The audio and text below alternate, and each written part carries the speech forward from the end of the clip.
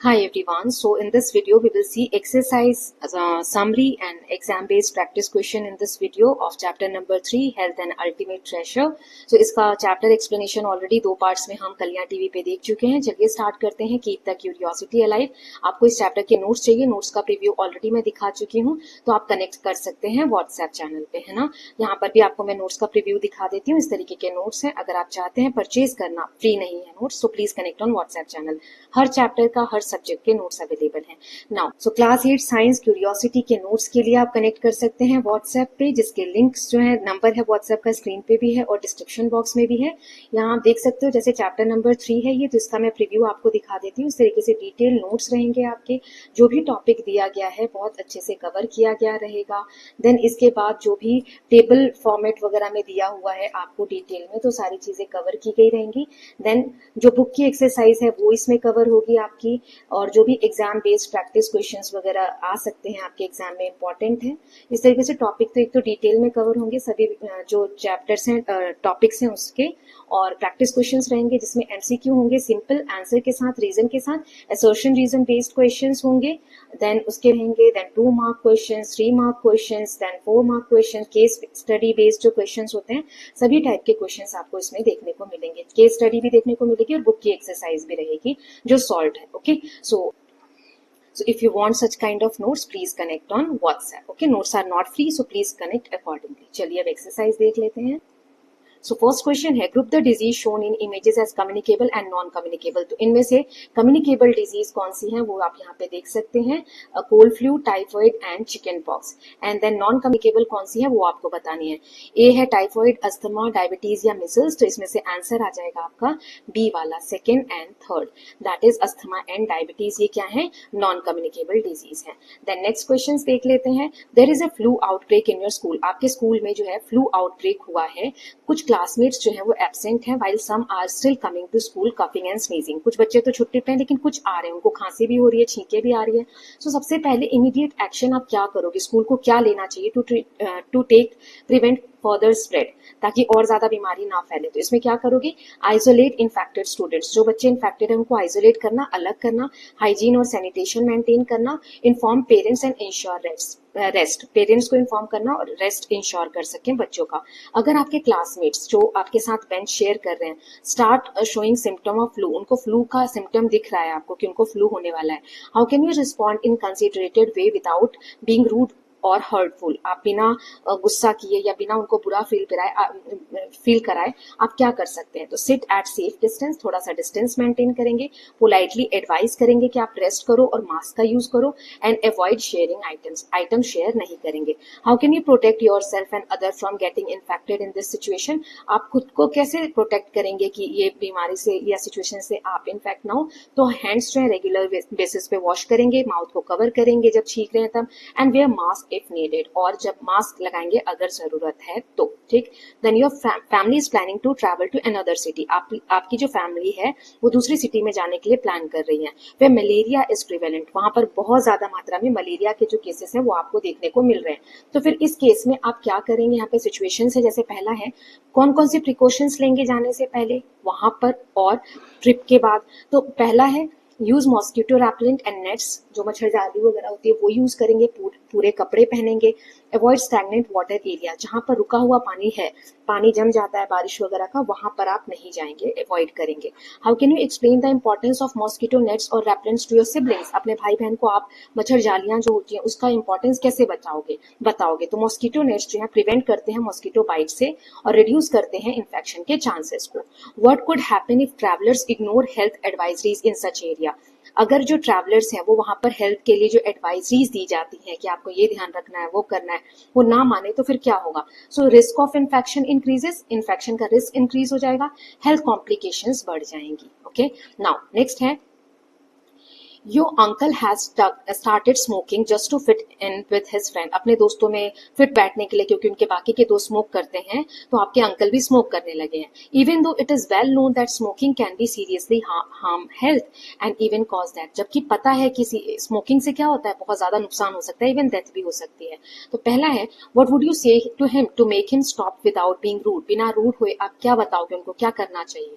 तो इसका आंसर हो जाएगा, explain health risk calmly and encourage encourage quitting habits, आप उन्हें मोटिवेट करेंगे कि आप अपनी हैबिट्स को छोड़ दीजिए।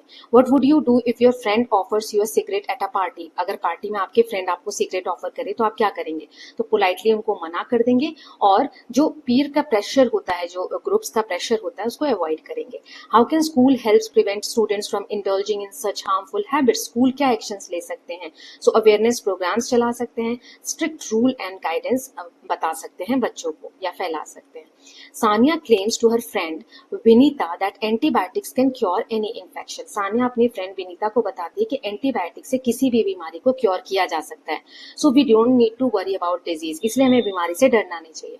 What question can Vinita ask her to help Sania understand that her statement is incorrect, तो विनीता ऐसे कौन से क्वेश्चन करेगी जिससे सानिया को पता चले नहीं तुम जो बोल रही हो गलत है? तो जैसे एंटीबायोटिक्स वर्क ऑन बैक्टीरिया, आप पूछोगे, उनसे बताओगे कि एंटीबायोटिक जो है सिर्फ बैक्टीरिया के लिए हेल्पफुल होते हैं, वायरल इन्फेक्शन के ऊपर ये क्योर नहीं करते हैं। मिसयूज अगर हो एंटीबायोटिक्स का तो रेसिस्टेंस क्रिएट होता है, तो ये सारी चीजें बता सकते हैं।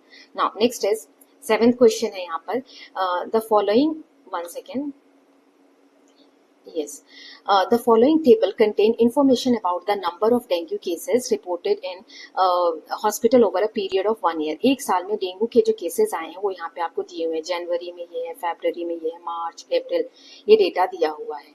अब यहाँ क्वेश्चन है, mark a bar graph of number of cases on Y axis and month on X axis, तो इस तरीके से आपको बार ग्राफ बनाना है, ठीक है।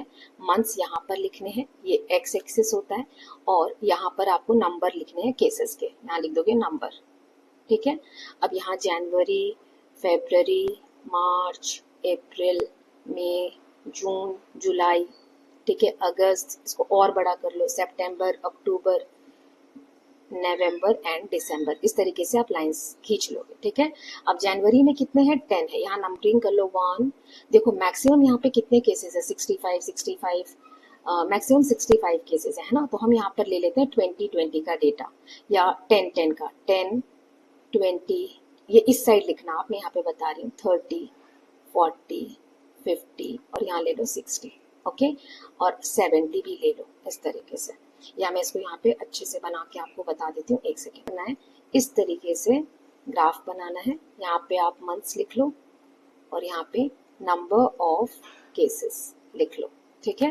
नंबरिंग कर दो, 10 20 30 40 50 60 70, यहाँ पे मंथ लिख दो, जनवरी, फरवरी, मार्च, अप्रैल, मई, जून, जुलाई, अगस्त, सितंबर, अक्टूबर, नवंबर एंड दिसंबर, ओके। अब देखो जनवरी में 10 केसेस है, तो 10 यहाँ पर आ रहा है ना, तो यहाँ तक का बार ग्राफ इस तरीके से बना दोगे, ठीक है। या आप अपने उसमें नोटबुक में अच्छे से बनाना। फेब में 12 है, तो 12 कहाँ आएगा? जैसे हर एक के बीच में 10-10 लाइन है, तो लगभग यहाँ पर जनवरी से थोड़ा सा ऊपर यहाँ, ठीक है। आप एक काम कर सकते हो, यहाँ पे लिख सकते हो 10, यहाँ लिख सकते हो 12। मार्च में 15 है, तो 10 और 20 के बिल्कुल बीच में यहाँ कहीं पर आएगा 15, तो इससे थोड़ा ऊपर, है ना। इस तरीके से जिसके जितने नंबर हैं, अब जैसे मैं एक बता देती हूँ, जून में 40 है, यानी यहाँ तक, तो ये जून है अपना, तो यहाँ 40 वाली लाइन में जून के ऊपर यहाँ इस तरीके से इसका ग्राफ बन जाएगा, ओके, ऐसा बना देना आप। देन मई में 22 है, तो 20 से थोड़ा ऊपर आएगा, यहाँ पे कहीं आएगा, तो ये आप अच्छे से बना लेना, ओके। इस तरीके से ग्राफ बन जाएगा। इसको देख के, ग्राफ को देख के आपको आंसर करने हैं, ठीक है, तो वो मैं आपको बता दूंगी, अभी देख लेते हैं। यहाँ मार्च में 15 था, अप्रैल में 18 है, तो मार्च से थोड़ा सा ऊपर, ठीक है, 15 के बाद थोड़ा, लेकिन 20 से नीचे आएगा, है ना, तो ऐसे बना देंगे। चलिए अब हमें बताना है, in which 3 months were the dengue cases are highest, सबसे ज्यादा किस में है? तो देखो जुलाई, अगस्त और सितंबर में, तो यहाँ मैंने आंसर्स दे दिए। सबसे कम किस में है? तो जनवरी और फरवरी में, 10 है, 12 है, ये सबसे कम है ना, तो ये रहा आंसर।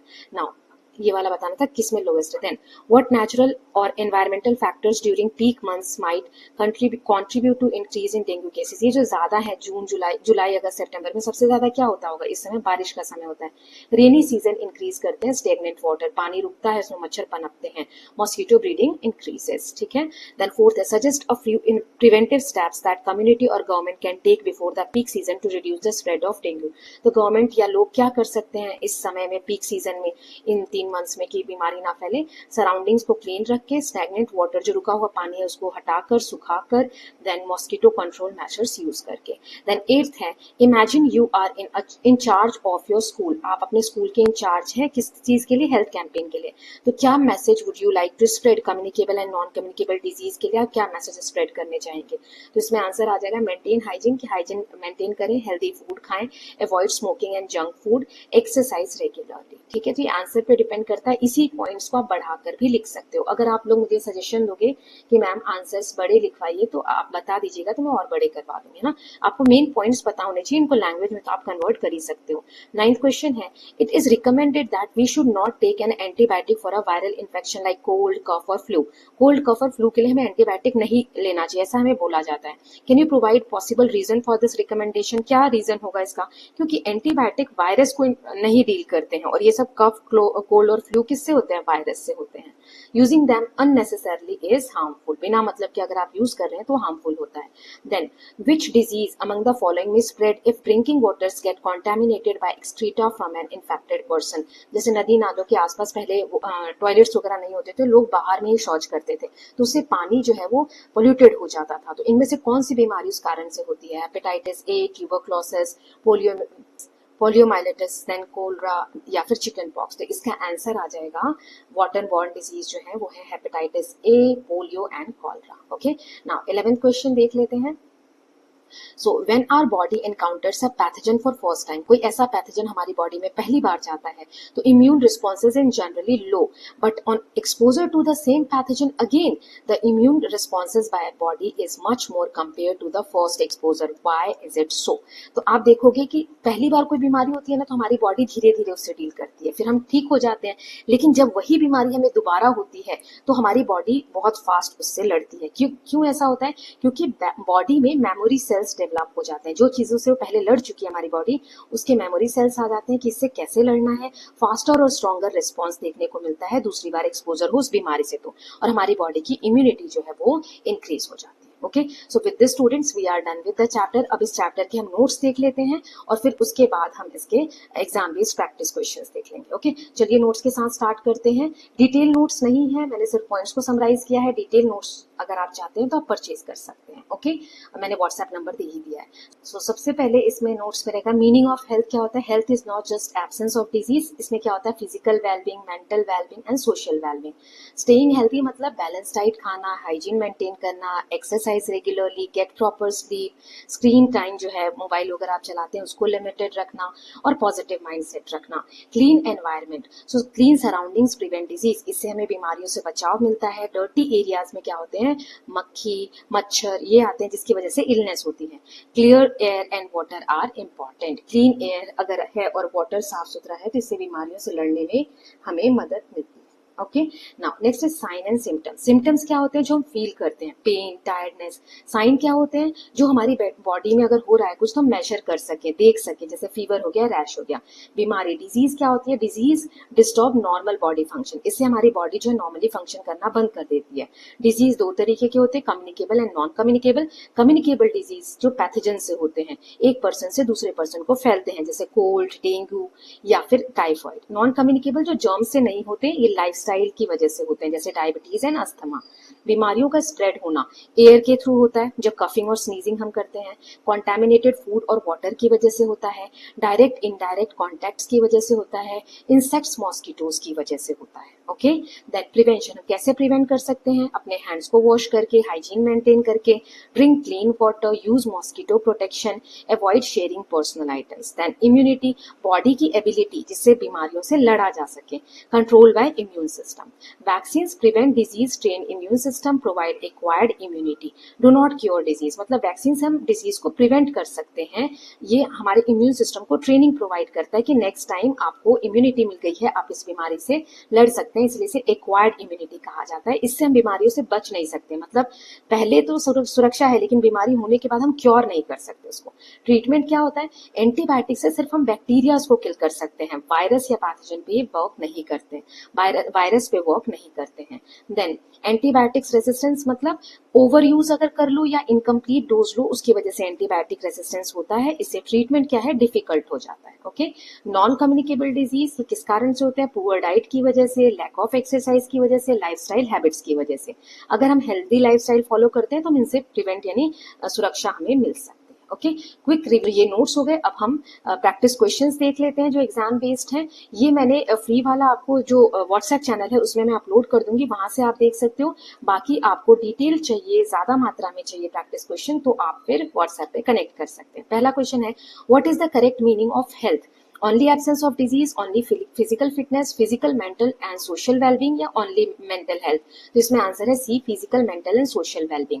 हेल्थ में तीनों एस्पेक्ट्स आ जाते हैं। Then which factor affect social health? Food, exercise, relationship या वाटर? रिलेशनशिप। सोशल हेल्थ जो है रिलेशनशिप, इंटरेक्शन कैसे हमारा दूसरों के साथ, उस पर डिपेंड करता है।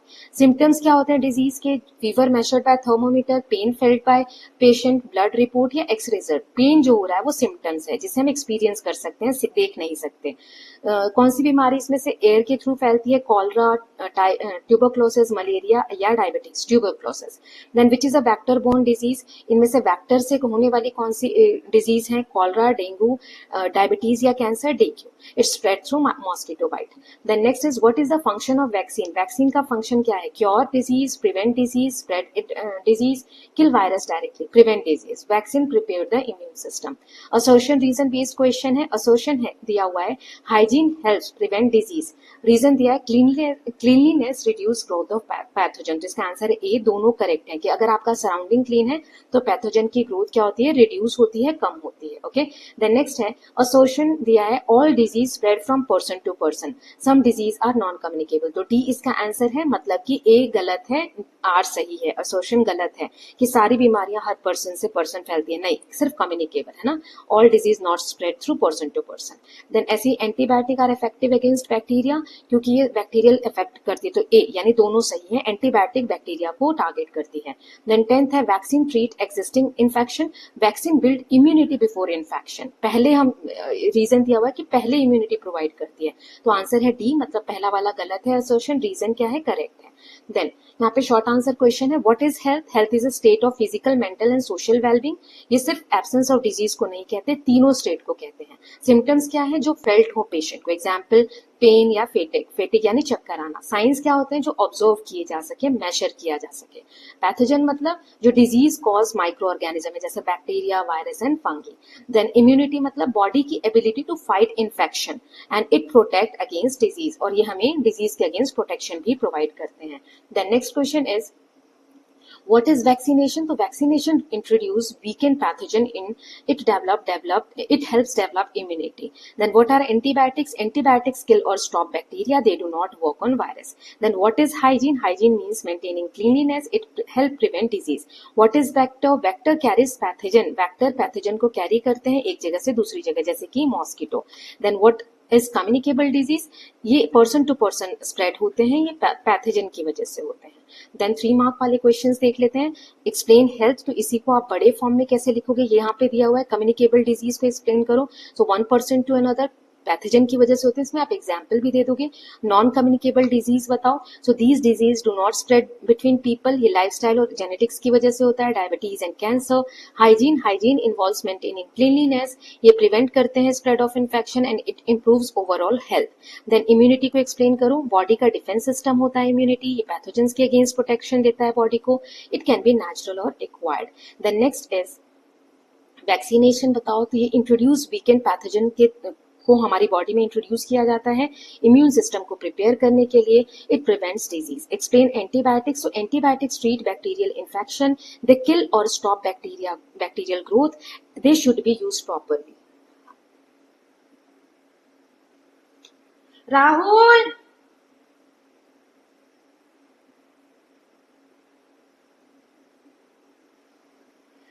देन डिजीज ट्रांसमिशन को बताना है तो disease spread through air water and contact, pathogen enter the body through different ways, vectors also spread disease, vectors भी डिजीज स्प्रेड करते हैं। प्रिवेंशन ऑफ डिजीज बताओ तो hygiene helps prevention of infection, vaccine से हमें प्रोटेक्शन मिलती है, clean environment से रिस्क कम हो जाता है। एक्सप्लेन वेक्टर बॉर्न डिजीज, ये जो डिजीज को स्प्रेड करने का काम है vectors like mosquito, so these disease spread through vector borne like mosquito. Vector carry pathogen. Example include malaria and dengue. Now अब हम case based study long answer question 4 देख लेते हैं, इसी में केस बेस्ड स्टडी भी है। So explain health in its importance. So health is state of complete well-being, physical, mental and social aspect. Good health improves quality of life. It helps in efficient daily functioning. Communicable disease spread from one person to another. They are caused by pathogen. They spread through different modes like air and water. Prevention is important to control disease. Then explain hygiene and its importance. Hygiene means keeping body and surrounding clean. It prevents spread of disease. It reduces growth of microorganism. It improves overall health. Explain immunity and vaccination. Immunity protect the body from infection. Vaccination help develop immunity. Vaccines prepare the immune system. They prevent disease effectively. Now last one is explain non-communicable disease. So ये spread नहीं होते between people. Lifestyle और genetics की वजह से होते हैं. Slow हो जाते हैं over time. Prevention includes healthy lifestyle. Case based question देख लेते हैं इसमें 2-3. So पहला है रोहित एक एरिया में रहता है जहाँ पे गार्बेज सही से डिस्पोज नहीं होता और पानी कलेक्ट होता है खुली जगह पर। बहुत सारे लोग जो है उन्हें फीवर और वीकनेस हो रही है। डॉक्टर ने देखा कि मॉस्किटो ब्रीडिंग वहां पर बहुत ज्यादा है, जो रुका हुआ पानी है और बीमारी फैल रही है। So proper cleaning and covering water sources, the number of patient reduce. तो पहला क्वेश्चन है इसमें what type of disease is this? तो it is a communicable disease जो मॉस्किटो से फैल रही है। Name one disease. Dengue is one of the spread through mosquito. What cause the problem? Problem was cause stagnant water and poor sanitation. How was it control? So it was controlled by cleaning surrounding and removing stagnant water. Then student ने junk food खाया, daily basis पर exercise नहीं की, कुछ समय के बाद week और ओवरवेट हो गया बच्चा। Doctor advise him to follow a healthy lifestyle. तो फिर वो न्यूट्रिशियस फूड खाने लगा, रेगुलर एक्सरसाइज करने लगा, जिससे उसकी हेल्थ इंक्रीज हो गई, हेल्थ जो है इंप्रूव हो गई। So what type of disease? ये क्या था? नॉन कम्युनिकेबल डिजीज जो अनहेल्दी लाइफस्टाइल की वजह से हुआ। मेन कॉज क्या है? Poor diet and lack of sleep. What changes suggested? कि eat healthy food and exercise regularly. What was the result? His health improved after following healthy habits. Healthy habits के बाद health increase हो गई।